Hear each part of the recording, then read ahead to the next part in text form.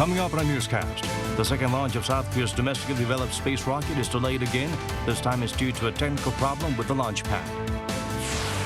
BTS plans to take a break as a group. The members will take time focusing on individual projects. Officials from the government and the ruling party discuss economic revival measures. They agree key policies should be led by the private sector with a focus on deregulation and investment.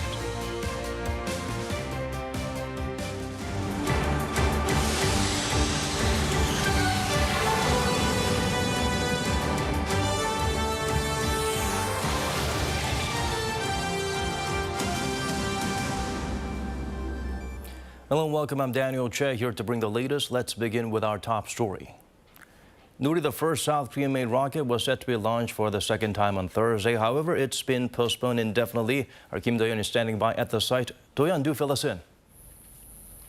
Daniel, that's right. As you said, disappointing. At 2:05 this afternoon, engineers found an issue with the rocket's oxidizer level sensor at its first stage. As our team has been reporting throughout the day, Nuri was stood up and ready to go, but it has now been transported back to its assembly site with less than 24 hours to go until the launch. Take a listen. After trying to figure out the issue at the launch pad, we realized it was not possible to get up close and analyze the problem while it's standing up. That's why we decided it's impossible to carry out the launch pad at the moment. As you heard, they're still not sure what the exact cause of the problem was, but as of now, all they've said is that it was related to that oxidizer level sensor in the first stage of the rocket. It was showing the same number when it was supposed to be changing as a rocket slowly stood up. Oxidizers are used to propel the rocket, and accurate readings are essential for the launch. Until this point, engineers had found no problems, having transported Nuri to its launch pad and proceeded with the last preparations. Well, Do-yeon, this isn't your first Nuri launch, so you've experienced delays before. The last time in October, it was only for an hour, though. Can we expect smooth sailing from past this postponement?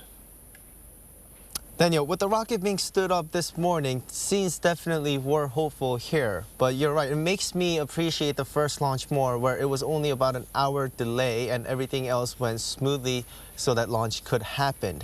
As for this launch, the engineers are determined to figure out what the reason is behind the sensor not working as according to plan. Take a listen. I really don't know what to do. There are a lot of people here, so I feel sorry for what's happened. But no matter what it takes, we need to fix the problem to get Nuri launched. That said, we will resolve the issue as quickly as possible so we can try again soon. As he said, he's focused on getting back on course as soon as possible. The Launch Management Committee will release more details on this, but without clarifying the issue, they cannot be sure when the new launch date will be. One thing to note is that, as I've mentioned, the rocket is back at its assembly site. A launch tomorrow would be impossible, and so we'll just have to wait this out until more announcements are made. Daniel? All right, Do-yeon, thank you for those updates. We appreciate it. Moving on to other stories now, officials from the government and the ruling party agree that key economic policies should focus on recovery led by the private sector. To achieve this goal, they aim to take a two-track approach of deregulation and investment. Yoon explains further. 1 month into taking office, the Yoon administration is dealing with high inflation and a stagnant growth rate. To address the serious economic challenges, officials from the government and the ruling People Power Party met on Wednesday to lay out the new policy direction. We call for economic growth led by the private sector and a dramatic shift in policy direction. For that, the new government will go for a two-track approach. One, aggressive deregulation for businesses. Among the measures requested by the PPP are corporate tax cuts and reducing punishments for businesses. In the meantime, the government will boost investment by lowering the tax burden, especially in the industries of the future. Other countries are investing in high-tech like they are in a war. South Korea cannot catch up unless it facilitates investment through tax cuts. Playing a key role in the future growth will be startups, and the government will help them improve their creativity, productivity, and resilience so that they can coexist with big corporations. Our goal is to set up a comprehensive venture ecosystem from startup candidates right up to global unicorn companies. The key will be a dramatic regulatory reform. The government's other key focus will be on stabilizing inflation and improving people's livelihoods. The PPP requested a further oil tax cut and greater help for struggling social groups, like raising the basic national pension for the elderly in poverty and providing more assistance for single parents. Based on what's discussed, the Finance Ministry will announce the finalized policy details on Thursday. 이경은, Arirang News. A week-long strike is finally over as the Cargo Truckers Solidarity Union and the Transport Ministry reached a tentative agreement late Tuesday night. The drivers returned to work after getting the promise that the current minimum wage system will remain in place. Lee Ji-yoon has the full story. An 8-day truckers' strike here in South Korea is now over. The Truckers Union and the Transport Ministry reached a deal on Tuesday evening, ending the nationwide strike that had delayed shipments for local industries. The truckers' minimum wage system was a major sticking point in their negotiations. It guarantees minimum freight rates for truckers as fuel prices rise, but was set to expire this year. The week-long strike has led to delays in many industries, from steel and cement to car shipments. Some factories were even forced to stop production. But now that cargo truck drivers are back to work, the Transport Ministry said it'll discuss with the National Assembly on extending the minimum pay guarantee, expanding fuel subsidies to help truckers deal with rising oil prices, and applying the system to other cargo items other than the current containers and cement. Industry officials estimated the strike had cost the South Korean auto industry about 5,400 vehicles in lost production. The Korea Petrochemical Industry Association, meanwhile, said average daily shipments of petrochemical products have been slashed by 90% because of the strike. According to the Trade Ministry on Monday, South Korea saw some $1.2 billion of damage in the first 6 days of the strike. Lee Ji-yoon, Arirang News. The number of people employed in South Korea continued to rise last month. It was the biggest increase in more than 2 decades. Unemployment continued to fall in large part thanks to distancing rules being lifted. Here's Kim Hyun-sung with a breakdown of the figures. South Korea saw its biggest jump in employment for May since 2000. According to Statistics Korea on Wednesday, more than 28 million people were employed in May, which is almost 1 million more than the employment figures from the same time last year. The employment rate was 63%, another record high for May. Employment has improved for all age groups, even for those who are 60 and over. The last of the remaining social distancing curbs were lifted in April, with the government ending caps on large gatherings. Experts at Statistics Korea say that this change led to the jump in employment. Industries that have been struggling due to COVID-19, like the lodging and restaurant sector, saw their employment figures turn around. Most other industries also saw a rise in employment. The recent local elections in early June also boosted employment directly. Campaigning for the local elections kicked off on May 19th, so we saw employment increase at related associations and organizations. Retail and finance were some of the few areas that saw employment tick down, and experts say that drop may be due to technology. With self-checkout shops and kiosks and online banking all increasing, retail and finance firms need fewer new employees to run their stores. Kim Hyun-sung, Arirang News. The South Korean government joined the Minerals Security Partnership aimed at stabilizing and diversifying the supply of key minerals. The U.S.-led initiative includes 10 other nations, among them Canada, Japan, and the European Commission. These minerals are essential to clean energy and other advanced technologies. The launch ceremony in Toronto was attended by Second Vice Foreign Minister Lee Do-hoon and Yuba Min, a senior Trade Ministry official. On the sidelines, the Vice Minister also held separate talks with Jose Fernandez, the U.S. Undersecretary for Economic Growth, Energy, and the Environment. They discussed ways to strengthen cooperation and economic security, particularly in key mineral semiconductors and batteries.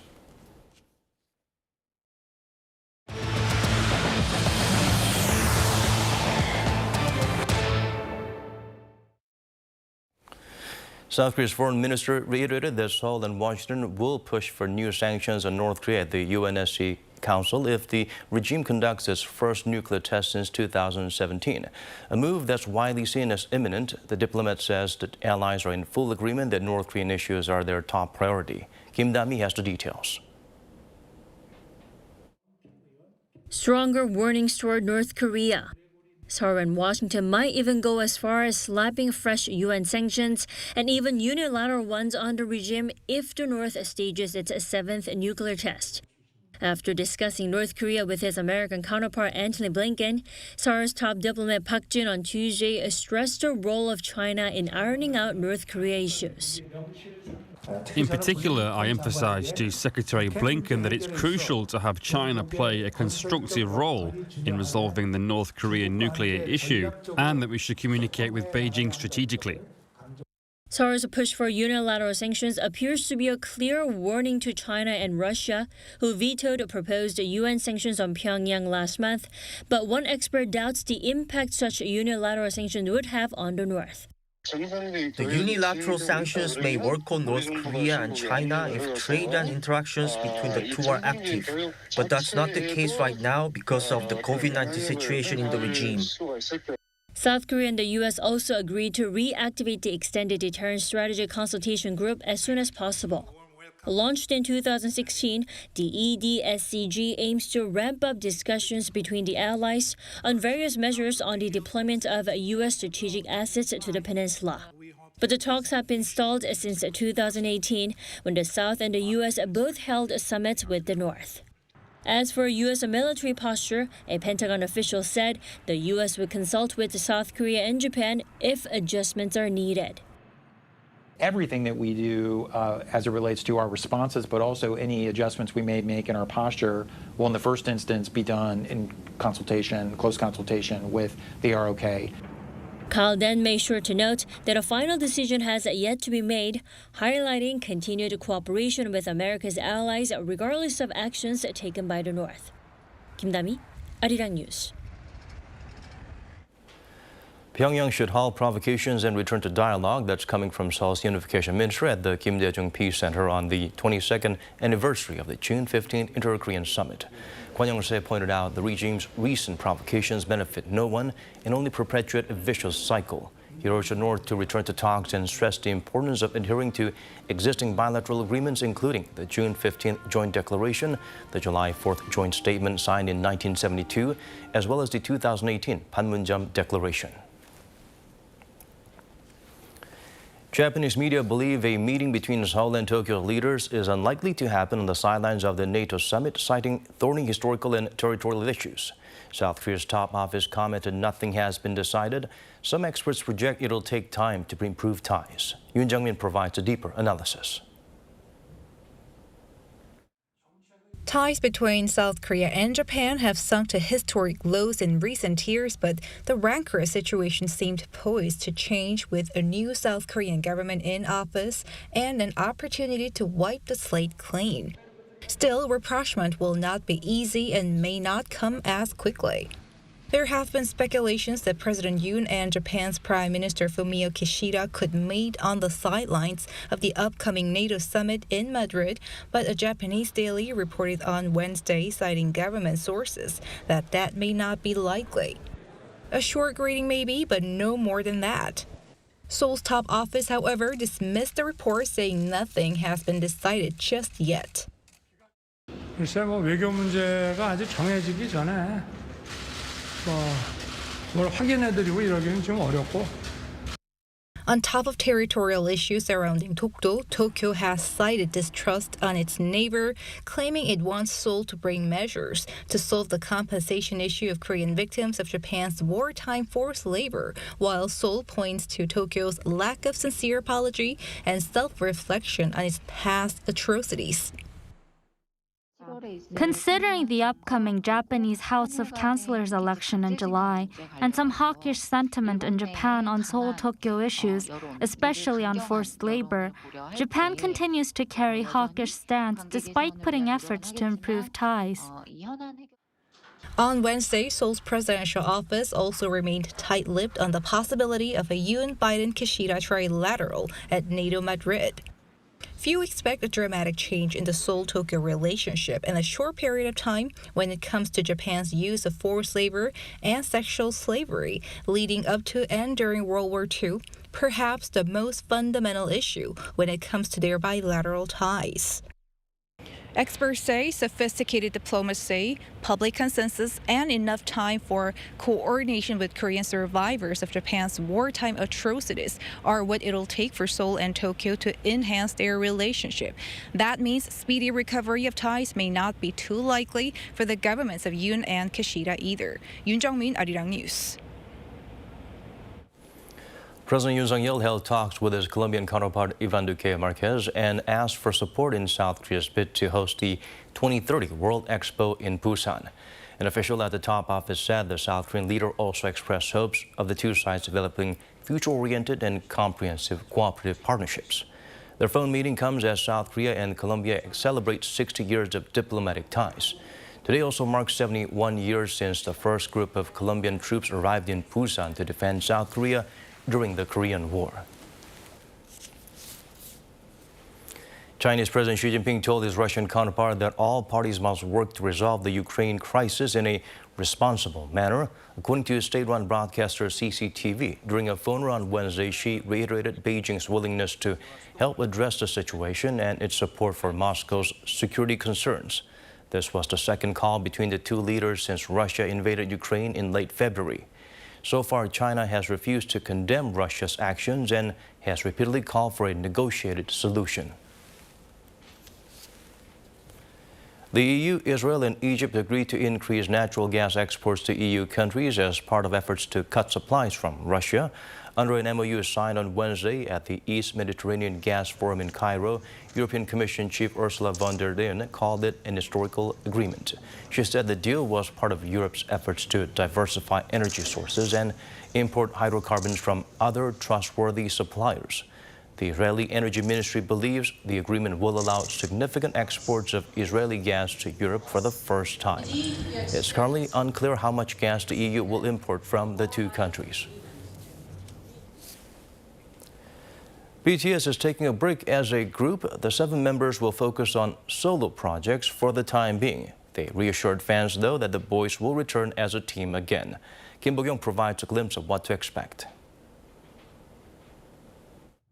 The end of Chapter 1. It could be some time until we next see BTS all together. The global supergroup have decided to take some time apart.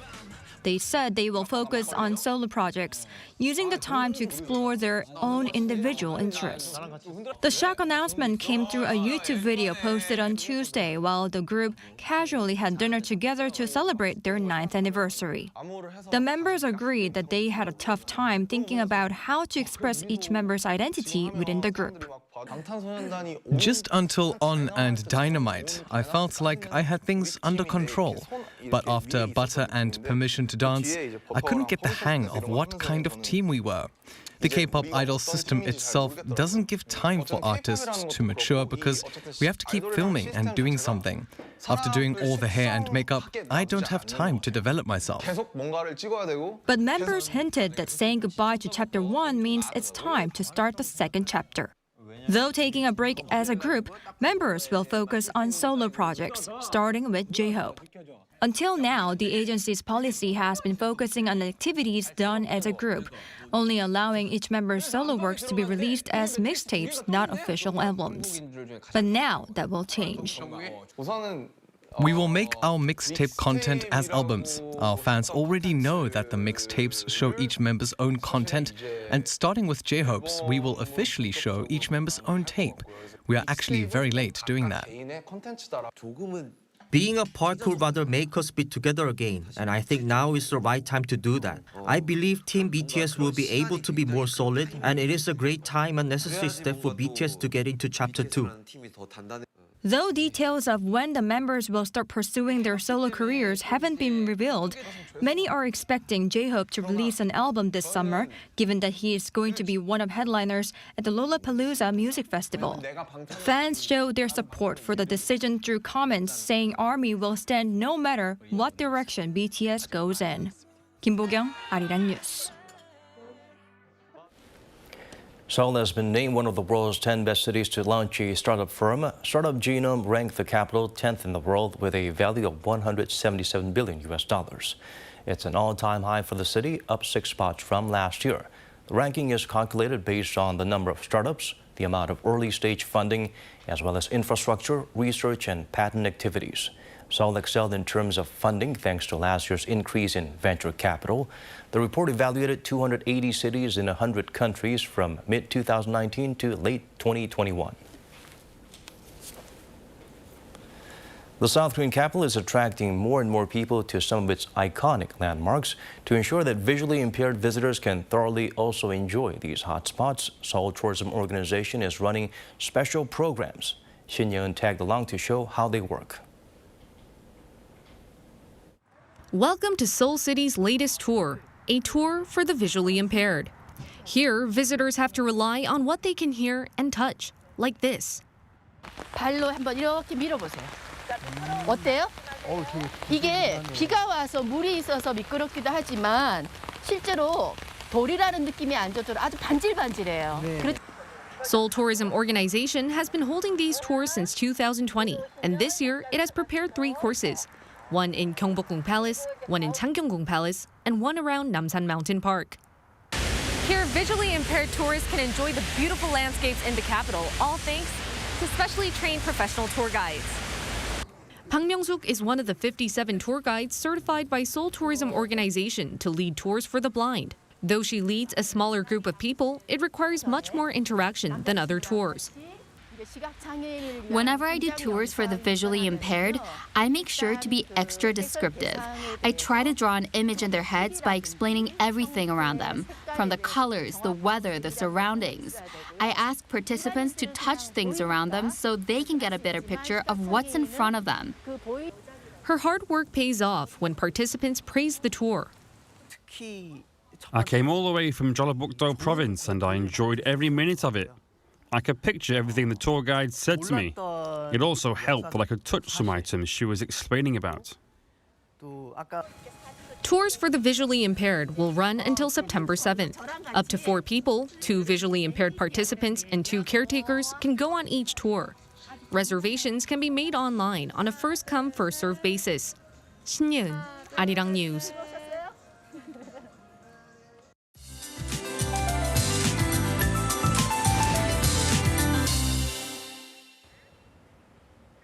Expect scattered outbreaks of rain to continue until tomorrow dawn. The entire nation will see 5 to 40 millimeters of rainfall coming and going. Some regions may even see heavy downpours at times, depending on the movement of the rain clouds. Thunder and lightning will also follow, so please be extra careful out on the roads. After the rain tapers off, warmer air will settle in for the daytime. Places like Arirang in Gyeongsangnam-do province will see sweltering conditions with daytime highs of 30 degrees Celsius. Morning lows in Seoul will start off at 18 degrees. And as for the daily highs, Seoul will reach 27 degrees, Busan 25, Gwangju and Jeju will reach 28 degrees Celsius. Murky skies will continue into this weekend and scattered outbreaks of rain will be coming and going for inland regions. That's all for now, and here are the weather conditions around the world.